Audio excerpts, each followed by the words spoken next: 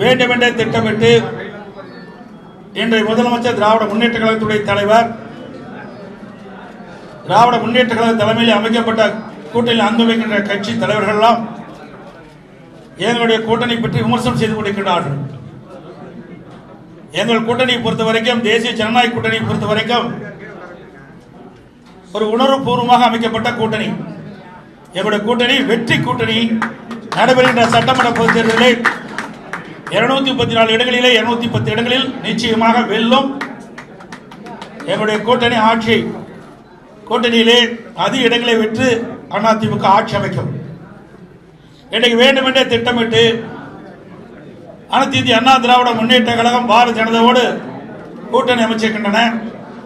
டெல்லிக்கு சென்றால் நாங்களோ எங்கள் கூட்டணியில் அங்கம் வைக்கின்ற கட்சியுடைய தலைவர்களோ டெல்லிக்கு சென்றால் திட்டமிட்டு அவதூறு செய்தியை பரப்புவது இன்றைய முதலமைச்சருடைய வாடிக்கையாக இருக்கின்றது.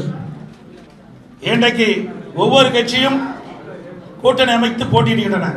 அதன் அடிப்படையிலே எங்களுடைய கூட்டணி அமைக்கப்பட்டு அவ்வப்போது எங்களுக்குள் இருக்கின்ற கருத்து பரிமாறுவதற்காக நாங்கள் டெல்லி செல்கிறோம். ஆனால் இன்றைய முதலமைச்சர் தோல்வி பயத்தின் காரணமாக டெல்லி சென்றாலே பயப்படுகிறார், அச்சப்படுகிறார். ஆக டெல்லி சென்று நடைபெறுகின்ற சட்டமன்ற பொதுத் தேர்தல் குறித்து ஆலோசனை நடத்துகிறோம். இன்றைய தினம் எங்களுடைய கூட்டணி கட்சியுடைய தலைவர்களெல்லாம் அதிமுக தலைமை அலுவலகத்திற்கு வருகிறது.